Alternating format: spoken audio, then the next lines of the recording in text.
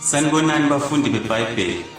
Namhlanje sokhuluma ngencwadi yamaHubo, the book of Psalms, ukuthi amaHubo outline nje ukuthi incwadi enjani. Ngeke sikhulume verse by verse ukuthi sihlaze verse by verse, but siya outline ukuthi amaHubo incwadi enjani. AmaHubo ke incwadi ende kakhulu enama chapter awu150. Yona futhi iyodwa incwadi yamaHubo ihlukaniseka kayi5. Kuno book 1, book 2, book 3, book 4, book 5. Ubona kanjani na ukuthi ihlukaniseka 5? Mawubuka ku chapter 1 uzothola ukuthi lapha kwisihloko ku chapter 1 kubhaliwe ukuthi incwadi yokuqala kwelesizulu iBhayibheli. Bese ukuthi ku chapter 42 uyathola ukuthi sekuyincwadi yesibili ke leyo. Qhubeka ama chapter until uzofika ku chapter 73 uyathola ukuthi uyabona ukuthi sekuyilokho chapter 73 isihloko sesibhalile ukuthi incwadi yesithathu yamaHubo. Bese ukuthi mawufika ku chapter 90 uyathola ukuthi sekuyincwadi yesine. Mawufika ku 107 chapter 107 uyabona futhi ukuthi sekuyincwadi yesihlanu ke le seku book 5.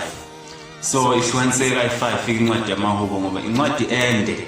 So ke bese kuthi ke inhloko zamaHubo njengoba emaningi angaka chapter amaHubo awu150 nje wonke. Sithola inhloko enjani zamaHubo. Ngithi iHubo into ecishe ifane nenkondlo ukuthi iphethe inqondo onjani njalo njalo. So incwadi yamaHubo iphethe ini? Iphethe amaHubo ani okudumisa, the songs of praise, amaHubo okubonga kahle kahle. Phethe futhi amaHubo ani obukhosi ayekade ecula phambi kwamakhosi lawo maHubo lawo. Bese kuba amaHubo eThanksgiving, thola ukuthi umuntu oyedwa uyabonga uNkulunkulu ngokuthile noma igroup yabonga. Mhlawumbe oyedwa ubonga bekujwayele ukuthi ube uDavid emayebuya mhlawumbe kuyonqoba njalo njalo, mhlawumbe ebuya kuyolwa noGoliath or mayebuya kade efuna ukuhlasela uSaul njalo njalo. Mhlambe kube igroup ke mhlambe futhi ebongayo, mhlambe igroup ekwi-exile yabakwa Israel bese ibhala amaHubo ke njalo njalo. So kube namaHubo futhi ewisdom anobuhlakani nje ukuthi akhuluma into enobuhlakani. Kube namaHubo mixed ke kodwa anomqondo futhi omixed nje ohlukahlukene. So amaHubo ahlukahlukene imiqondo yawo. So masibheka ababhali bamaHubo, ababhali bamaHubo kahle kahle abavelile eBhayibhelini bawu7. So okubalwa uDavid kahle kahle abaningi bacabanga ukuthi uyena kuphela umbhalo wamaHubo, kanti uDavid uyena njengoba u150 uyena obhale imajority yamaHubo, okusho ukuthi obhale awu75. Kodwa awu73 kuphela avelayo lapha kumaHubo. Avela kanjani amaHubo ukuthi leyo chapter leyo ukuthi iyabhala ubani? Iyasho lapha phezulu ukuthi okay iHubo likaDavid noma amadodana kaKora or Asafa njalo njalo. So uDavid mobuka ichapter uyakhona ukubona ukuthi le chapter ibhalwe uDavid ukuthi iyasho ukuthi iHubo likaDavid njalo njalo. So bese kuthi ke so uDavid yena avela kumaHubo ngokwehloko ukuthi abhala uDavid awu73. Bese kuthi lawa awu2 abese vezwa kwiNew Testament ukuthi nawo abhala uDavid. Yabona sasingazi masafunda iOld Testament sazotshelwa kwiNew Testament. Ingakho kubalekile ukuthi ufunde uyithula ama-Testament, iNew Testament neOld Testament ngoba zihambelana. Ongakuthola ngapha uzokuthola ngapha kwiNew Testament. So imaphi lawo 2 amanye abhalwe uDavid na sithola lapha kwi-Acts noma kwiZenzo 4 verse 25 ukuthi kahle kahle namaHubo chapter 2 abhala uDavid. Bese siphinde futhi sithola umaHebheru 4 verse 7 ukuthi namaHubo 95 kahle kahle abhala uDavid, noma kumaHubo engavezwanga kuyihloko ku chapter 95 na ku chapter 2 ukuthi abhala uDavid na. But la amanye u73 lokhuza kwi book of Psalms siyavezela ukuthi abhala uDavid na. So bese kuthi ke abanye ababhali bamaHubo singabala abantu abanjengo okay amadodana kaKora. Amadodana kaKora imaphi na? amadodana kaKhora umkhulu wabo uKhora wayekade ephila ngesikhathi sikaMoses before kuze kufike iminyaka yokuthi kuzalwe oDavid. So uKhora lo okushuthi owamelana noMoses wamelana noNkulunkulu, uNkulunkulu wambulala kabuhlungu kanye nabanye. uKhora kushuthi nje bafaka buhlungu kwambeka ngathi kwambeka phansi kwavele kwadabuka phansi bambozeka phansi. Istory sakhona nje siku Numbers 16 from verse 28 kuya 34. Numbers 16 from 24 kuya from 28 to 34. So ilapho kuvela khona istory sikaKhora okumkhulu lamadodana akuzalwe kwazalwa kwaze kwafika isikhathi sikaDavid isizukulwane sikaKhora ke. Lamadodana kaKhora aphileke ngesikhathi sikaDavid ayesebhala amahubo. Shutabe example enhle yokuthi noma umkhulu wabo waduma kabi kwihistory kodwa wona kwathi mayezalwa ngesikhathi ezalwa ngawo esuka esizalweni sikaKhora afika enza okuhle wona aba nepicture right nje ukuthi abhala amahubo acule futhi abe abaculi njengoba ebhalile kumahubo nje.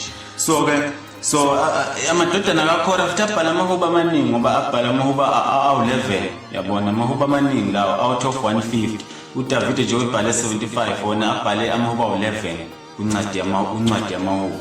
So bese kuthi ke khona umunye ubhaleke futhi amaningi adlula amadodana kaKhora obhala awu-12 oku-Asafa. Lo Asafa ubhala amahubo awu-12. u-Asafa bekubani na? Uyavela lapha ku-First Chronicles kwizikronika zokuqala chapter 16 from verse 4 to 6. Kuyavela ukuthi umuntu kade exebula ihabhu esixebula nesiginci eshaya kanye nama-drums nama-cymbal njalo njalo. So beyinkunzimalanga musician naye u-Asafa ebhala futhi wabhala amahubo awu-12. So kodwa futhi wayekwazi nokudlala ama-instrument. So bese kuthi ke omunye wabhala futhi amahubo awu-2 ke yena uSolomon okuyindodana kaDavid. Shuthi after David noSolomon naye noma hayi after David uSolomon naye eyingane kaDavid. uDavid naye ewumculi naye uSolomon wabhala amahubo awu-2 indodana kaDavid okuwukuthi siwathola amahubo 72 nje namahubo 127 abhala uDavid. Kukhona lapha phezulu kuyehlokweni ukuthi abhala uSolomon. So ke and then bese omunye wabhala amahubo awodwa uMoses amahubo 90. So uMoses ngesikhathi sakhe uMoses owabhala amahubo ngoba kahle kahle amahubo abhalwe in a period of 1000 years ukusuka kuMoses kuyofika kuDavid. Lokho kubhalwa kubekwa imiqulu. Angithi kukhona lento kwakuthiwa ababhali bebekhona ngesikhathi sikaJesu labo kwakuthola uJesu ethi mayekini baFarisi nababhali njani.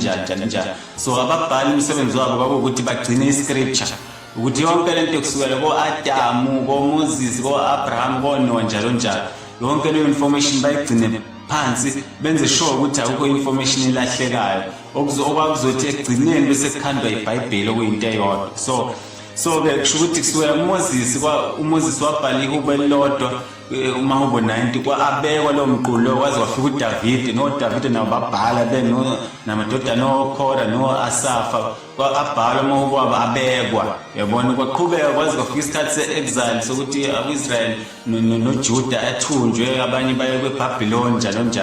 So bayocindezela oNebukadnezar ngekhathi zoDaniel nabo Abednego njalo. So kulokhu kubhalwa amahubo uma kwenzeka into ethile bese agcinwa phansi. Kwase kuthi ekugcineni after i-exile kwase kuba khona i-editor noma umbhalo othile kulaba babhali esibasho ababegcina iscripture abasebehlela kumqulu we-Old Testament basebebhala ke incwadi bahlanganisa incwadi ekuthiwa amahubo besivezela ukuthi lamahubo ayibhala ubani lamahubo ayibhala ubani njalo. So uMoses omunye wababhali bamahubo umahubo 90 kubhaliwe ukuthi kaMoses lelo hubo. Bese kuthi omunye futhi kwaku-Ethan. u-Ethan naye wayemusician wayekhona kahle kahle kwiband kaDavid emaculo. Yena ulokhuza u-Ethan wabhala wayebizwa ngom-Ezrahite wabhala ihubo elilodwa naye amahubo 89.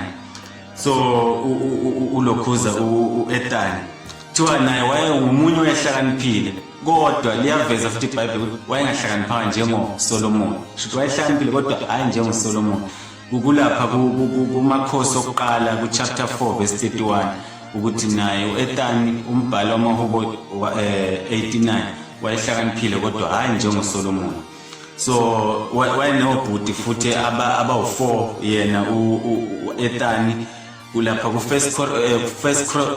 first Chronicle chapter 2 verse 6 so bese kuba khona umunye kuthiwa uHemani futhi uHemani naye wayekade futhi naye eyinkunzi edlala ama-instrument kushuthi njengo-Asafa naye wayekhona ukudlala amasimbali ilokho kuyiplate moshaya ama-drums lokho kuyiplate edlala amasimbali edlala amahabhu edlala amalaya lokho ngathi kuyafuthwa ngathi kuyinduku kuyafuthwa amalaya bese lokho uthola ku second Chronicle 5 verse 12 futhi wayenamadodana awu14 namadodakazi awu3 lo Hemani esikhuluma ngaye so sikuthola iziChronicle zokuqala ke khona ku chapter 27 verse 4 to 6 uHemani kodwa ke le chapter wayibhala lamahubo wabhala amahubo 88 wabhala ehlangene namadodana kaKhora okusho ukuthi amadodana kaKhora nawo cishe kufana ukuthi abhala awu12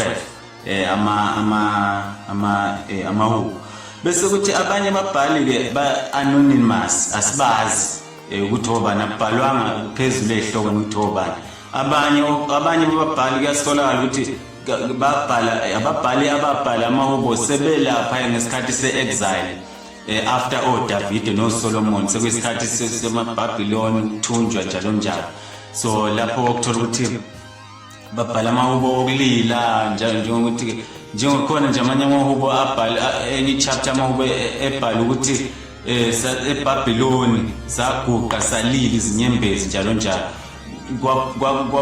abantwana bakaIsrael labo ke igroup ethile yayibhala ukuthi yalila ngokuthi yayicindezelekile njalo koBhabhiloni icindezelwe amakhosi njalo oNebukadnezar obani so lawo amahubo amanye abhala kushuthi inqubo evane yama-order esingayazi okwazi kuhlanganiswa nje sekukhishwa umqulo owodwa okuyincwadi yamahubo so kukhona ke igama ke okuthiwa iSela lithi Sela kufike kube kwi-chapter kufike kuculo amahubo kuleyo chapter leyo bese kufike noma phakathi nendawo ukuthi Sela noma kusho egcineni kwe-chapter igama elithi Sela ke lisho ukuma kwengoma ukuthi siphelile hayi ukuma uthola ukuthi bayiphoza nje basayimisa kancane ingoma yabona so igama elithi Sela ke lisho lo bese kuthi ke ikhona ke nezinye izinto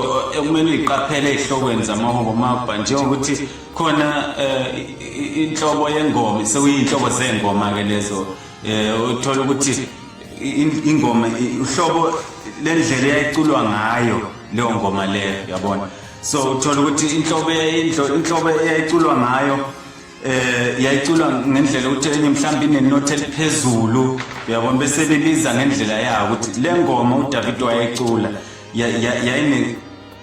yayinhlobo nengoma ngokwe music njengokuthi iAlamote uthola ukuthi kuzothiwa amahubo bani uyabona phezulu kwisihloko bese kuthiwa ihubo likaDavid mhlawumbe liAlamote uyabona ukuthi isoprano le yayiculwa intokazi leyo ngoma yayicula ngendlela ephezulu eyisoprano uyabona ezinye uthola ukuthi mhlambe igithithi bayibiza ngegithithi mawubuka ihloko uzobona nje ihloko lapho uthola ukuthi uzokutshela uzochazelwa leBhayibheli lesizulu linalento ekuthiwa isithasiselo ekugcineni mawuzothola igama elinestar phezu kwalo lapha njengabo githithi njengokuthi nabo maskili yabo njengo chapter 32 nje uyabhala ukuthi ke ihubo lemaskili igama lalo lohubo imaskili why ngoba linomqondo othile wokufundisa njalo so wena bheka isitala lapha phezulu ukuthi leli gama mhlawumbe lithi maskili noma lithi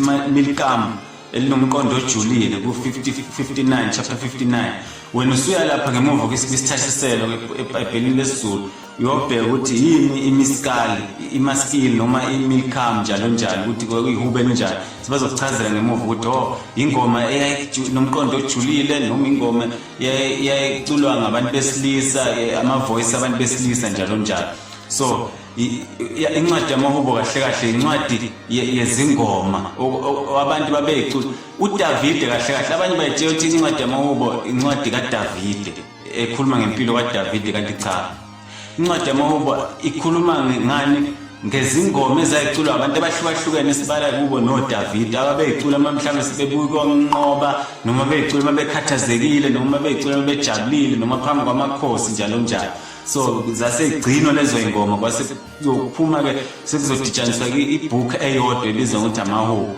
mawufuna ukwazi istory ngabo Davide hamba ku 1 Samuel 2 Samuel izichronicles zokuqala 2 Chronicle ufunde kahle imilando yabo Davide nawo bonke labantu esikhuluma ngabo ababhala amahubo mawusuya kwincwadi yamahubo usuyochecka ingoma abayikhipha makwenzeka izinto empilweni yabo lapha ko 1 Samuel ko 2 Samuel 1 Chronicles 2 Chronicle njalo so incwadi yamahubo injalo ke egameni lenkosi Jesu Kristu amen.